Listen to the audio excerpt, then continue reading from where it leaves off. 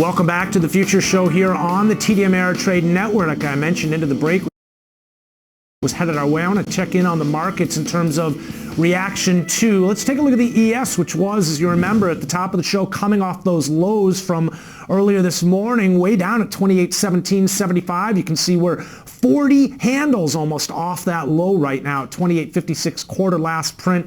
Kind of limited in terms of reaction to the retail sales, but I did notice that the treasuries were coming off. Here's the futures, the bonds and the 10-year, and with the treasuries coming off, well, this means that rates are inching higher here, and that's going to, well, in theory, lift the U.S. dollar. It is getting a bit of a lift, still holding short of that 98 handle, still holding short of yesterday's high around that 97.89.5 level, but hey, heads up, the 98 handle is what we're focused on. Up above that, we're nearing those highs from the year. I want to head on over to the CME Group, where we have Alan Nuckman. He's the Chief Market Strategist at Agora Financial, standing by to help us take a look at some of the numbers and market reaction to them. Alan, welcome to the show. I think primarily, or good morning, the focal point here today in terms of some of the 8:30 a.m. Eastern numbers is going to be the retail sales number. Right. Talk to me in terms of what you're seeing there and market reaction to it.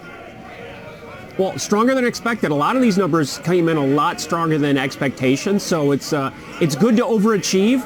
But I think when we look at retail sales, I think a bigger deal for me today were the Walmart numbers. Walmart blew it out, and I think they're up 7%, and they did very well in a lot of key metrics. I mean, obviously, their earnings blew it out, but they also had same-store sales growth higher than expected, and they had internet sales growth at 37%. So, you know, if you use that as a barometer, and we can probably agree that Walmart is a barometer of you know, the consumer here in America. The consumer's been carrying us, and so that's a very positive sign to see Walmart do that well. A positive sign, so is the retail sales number coming in higher than expected, but this is also just sort of feeds into what we've been talking about, Alan, the mixed data that we've been getting. I mean, it was just yesterday we were talking about weak numbers from Macy's.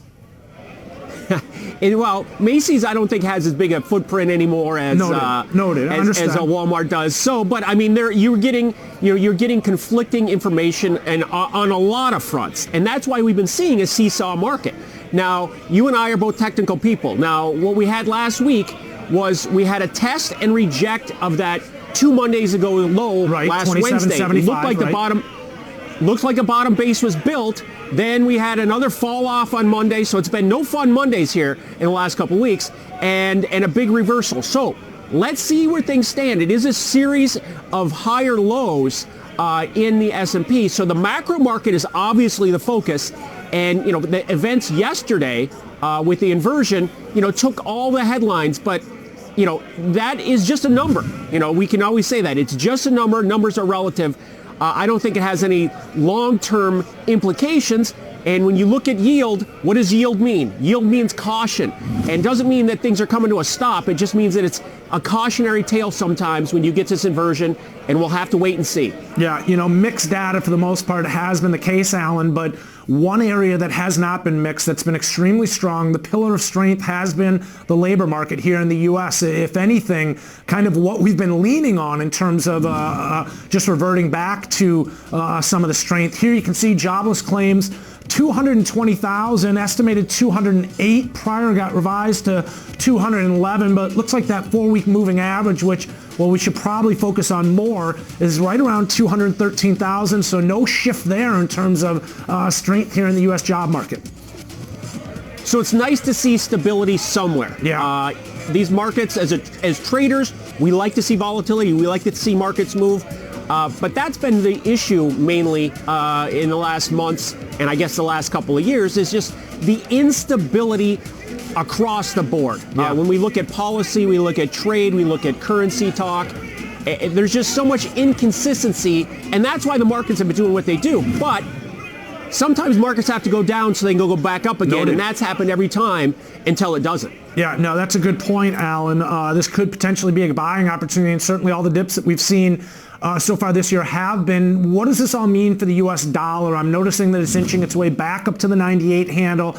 I've been dialed in on this trend that we've been seeing where probably because of the rate differential, the dollar remains very much bid, and anytime we see weakness in the foreign currencies like the euro and the British pound, well, the dollar posts into a new high for the year. I mean, we're holding right around this 98 handle, and no indication that that trend has changed yet.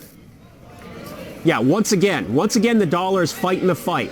And you're seeing the other currencies, the euro currency is maybe, what, a point off its lows, and the pound, I don't know, a point or so off its lows. So they're kind of bottoming out, but nothing significant.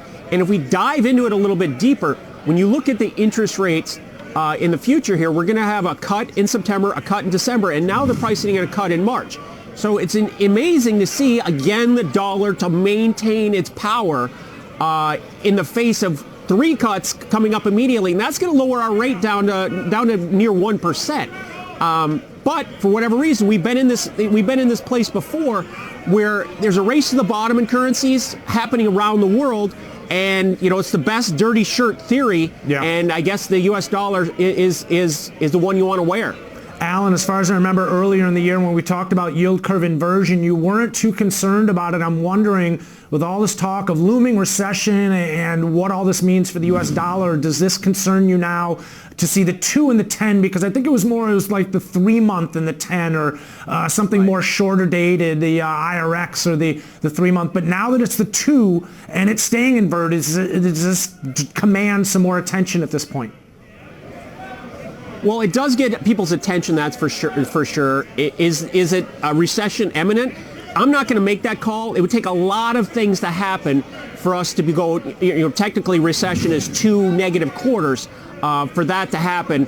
So if you look at it historically, the last 5 in yield curve inversion since 1978, if you go 3 months out, 1 year out, 2 years out, and 3 years out, the markets have always been positive. So I don't know why this time it's going to be any different. I think it's gotten our attention, but remember, it wasn't so long ago, it was December, we were talking about 3% in the 10-year was, catastrophic, and it was going to slow down the economy. Right. And things can quickly change, but I think people get a little too excited on the upside, too excited on the downside.